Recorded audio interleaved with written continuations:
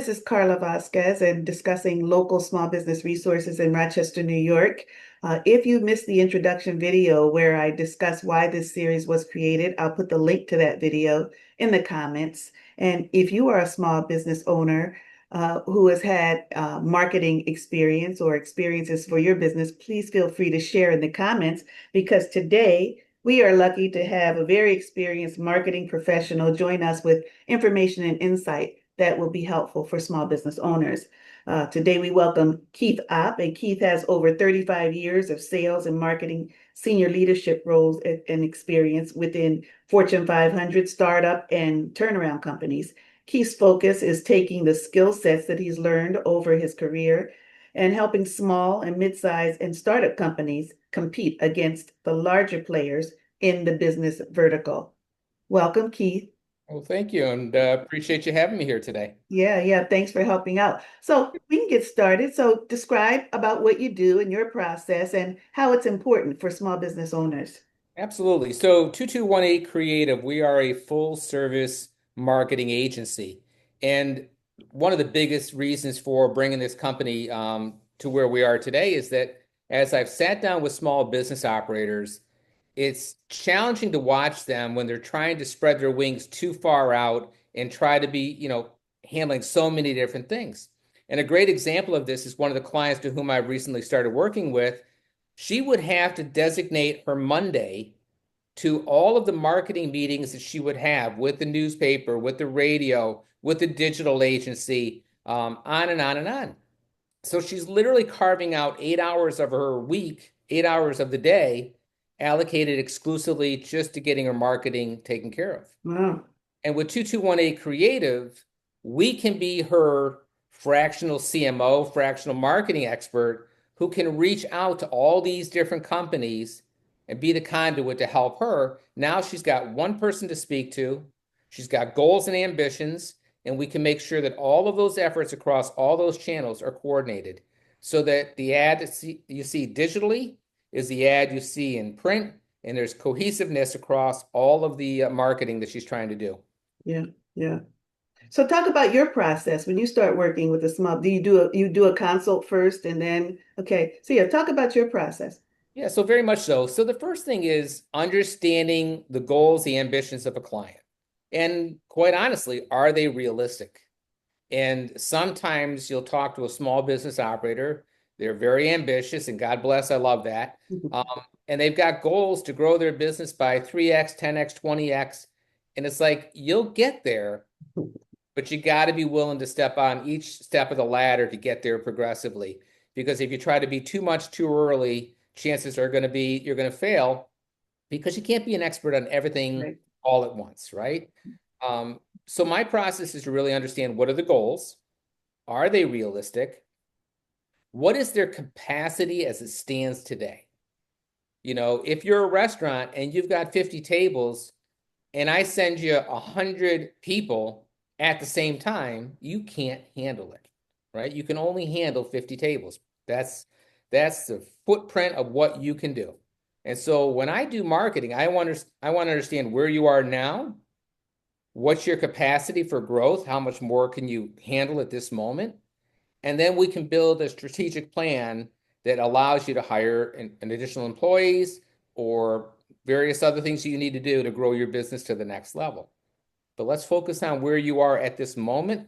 Let's get you to capacity, and then we'll take the next step on the ladder. So that consultative approach is understanding all that. Who is your audience? What do they look like? Characteristics. Are they a 55, 65-year-old person? Are they an 18-year-old? Geographically, do you want to be in your local township, your local city? Do you want to be regionalized or do you want to be national? Because all of those things are going to influence not only the effect of your marketing, the capacity of your marketing, but certainly how much that costs. So what does your budget look like? Because understanding your budget and understanding your audience, I'm going to be able to help you get the results that you're looking for. And I want to keep you focused. And a great example of this is a business owner that I dealt with about 9 years ago. He's still a client of mine to this day. And I first sat down with him, HVAC, heating and cooling. And I was literally sitting in the basement of my house talking to him as he was working on my furnace. And he was telling me that his sales had been flat. He was a little disappointed. He was a little frustrated. And I said, well, why don't you just give me a few minutes and look at what you're doing today, and I'll see what I can do to help you. Well, first, the company to whom he was working with had him driving upwards of 40 miles, 45 miles out to areas far outside of the market. And I said, why? And he goes, well, that's what they did. They just told me that it's the greater Rochester area, the DMA. And so, that's what they're covering. And I said, you're getting up in the morning and you're driving 40 minutes to your first appointment. And I said, and then you're servicing them, which might be an hour or 2 hours worth of work. And then God bless, you have another client who is out in that area, which probably 90% of the time doesn't happen. So now you got to drive 40, 45 minutes back through traffic to potentially get to your next customer. Right. And you're going to be lucky if you can handle 1 or 2 appointments per day. I said, let's bring that scope in to about 20 miles from your house. And immediately he saw a triple increase of his business. Wow. Instead of being behind the windshield, he was in the client's basement servicing and working on their equipment. So in the first year, we were able to literally get him a 300% increase in revenue and sales because we refocused where he was spending his time and his energy.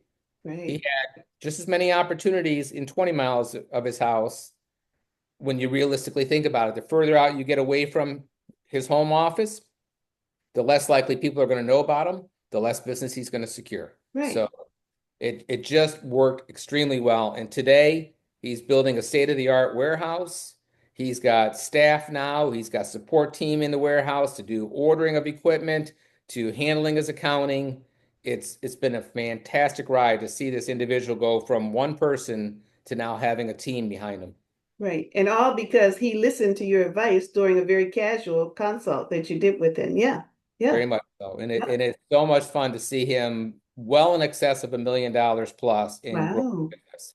So yeah, so Yes. that consultative is understanding what your goals are, but helping you build a realistic roadmap to get where you want to be in a time period that makes sense for everybody, right? Yeah. Yeah. And not trying to take off or bite off more than you can chew at this exact moment. So characteristic of many entrepreneurs. They want to do everything for everybody all at once and not realizing the value of taking it step by step, getting the advisement you need right up front so that you're not wasting a lot of time and money That's to very go much and so. fix things. Yeah, and I just talked to a restaurateur this morning, and his ambitions are fantastic, and what he wants to do is incredible. But it's like you haven't even put the key in the front door yet to open the business, Mhm. and you're already reaching out to universities, you're reaching out to event coordinators, and Mhm. trying to schedule all these things, and you don't even necessarily have a good understanding of your staff Yeah. and what their capabilities are. So, we love the entrepreneurial spirit, but you got to be realistic too and just take Right. the time to plan. And that's where I think the 35-year plus of my experience has come into play because at one point I was the national VP and working with 19,000 restaurants all over the US. Wow. So I heard stories from the good to the ugly and had been able to absorb a lot of information over the years of what people were doing and doing well, and certainly what people were doing that was taking them in the negative spin. Yeah. Yeah. And so I just try to take some of what I've learned over the years and share it with operators in a way that it's their decision what they want to do. Sure. Sure. And all I'm saying is, here's some of the things I've seen. If it works for you, great. If it doesn't, that's your choice. Well, it Right? sounds like it can be very lucrative for them if they listen to your advice and move forward as you suggest. So, listen, Keith, what are some pitfalls that you would advise small business owners? What advice can you give them to avoid some of the pitfalls that you've seen? We've discussed biting off more than you can chew, moving too fast. Mhm. What other pitfalls can they avoid by working with you? Well, I think there's a misnomer today that marketing is just essentially common sense and that anybody can do marketing if they want to. And unfortunately, the reality is as we become more sophisticated in marketing and audience targeting becomes more sophisticated and the audience themselves become better educated, we have to understand that whole environment in order to provide the best marketing solutions for a client. And these platforms are constantly changing. They're changing the restrictions, they're changing their setups. There's a lot of things that are happening at a rapid pace. And so as a small business owner, you might go in there and maybe you want to run a paid social ad out there, right? And you go into the platform and you create this beautiful ad and you post it up there and you say, oh, my budget is $300 or $500 for the month. But you're not paying attention and you go into the platform and you put in there and it says daily spend, not campaign spend. And the next thing you know, instead of spending $300, you just spent Oh, $9,000. wow. Oh, wow. And the platforms aren't going to be apologetic and give you your $9,000 back. That's what you signed up for, that's what you committed to, and that's your obligation to the platform. So understanding these little nuances, they can really escalate into a big problem quickly if you don't know how to play in their sandbox. Okay. And Keith, I just want to clarify. So you're saying if they go online and just choose a platform, that's one of the pitfalls they can fall into unless they work with a marketing professional like you. That's correct. If they don't understand how to set up a campaign correctly, they could be spending substantially more than they had intended to spend. Substantially more. And that is one of the pitfalls that I've seen. The other side pitfall is that most business operators, as they come into the industry, don't understand analytics. And analytics is the website traffic. It's who's coming to your website, how are they engaging with your website, how much time are they spending, what's most important to them, where on your website are you getting conversions?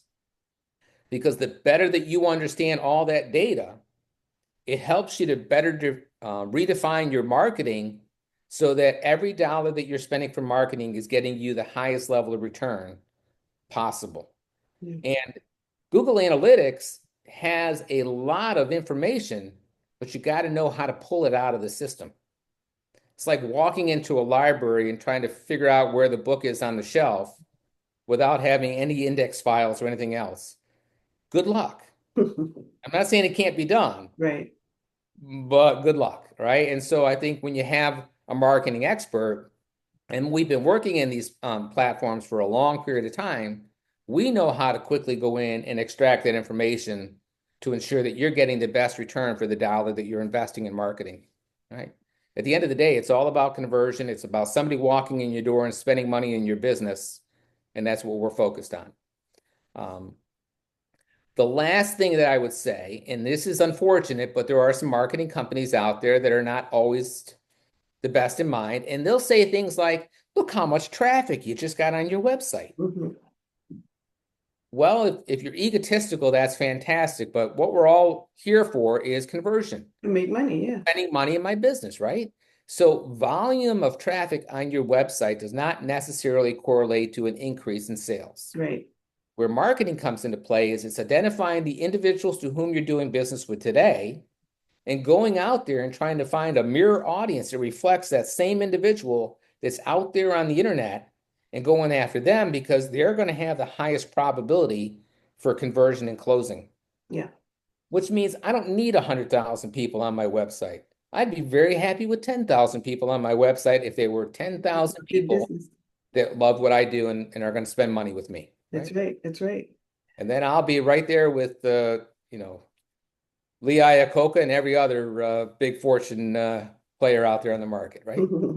So, Keith, we end each video with a segment with three quick tips you give to business owners as they move forward. What 3 tips do you have for small business owners? Oh, that's a very, very, very good question. And one for, I guess I would say this, is utilize the people that are around you, right? The smartest business owner is the individual that surrounds himself with highly intelligent people. You can't be everything. You can't be finance and operations and HR and marketing and sales. You can't.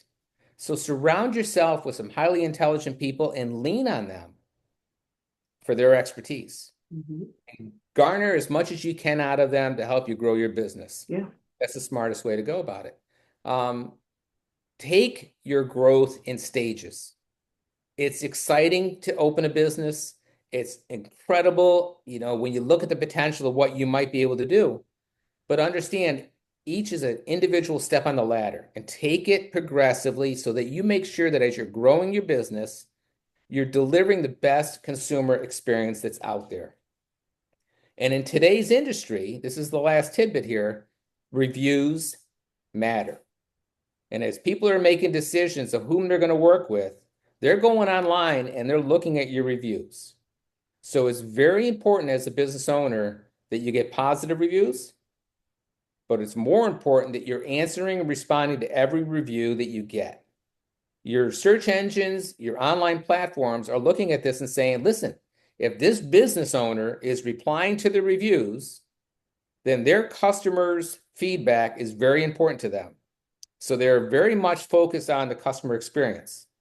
And if you're focused on the customer experience, then that's somebody that we want to send people to. Okay. So take the time to read reviews, respond to reviews. Don't get critical about reviews. Respond in a very professional manner, and you'll see your business success, because people are going to, that's as part of the investigation process of who they're going to work with.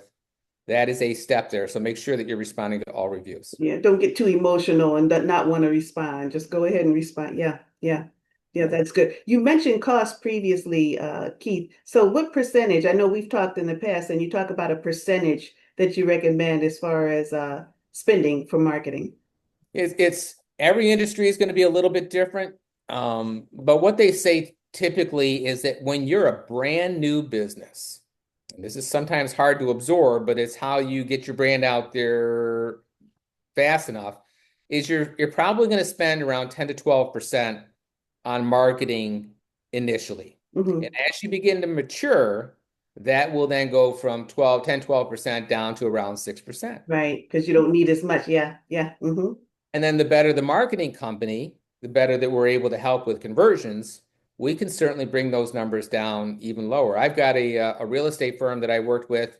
They were 8-9% when I first met with them. They were under 2% when I started working through all of the nuances and everything else.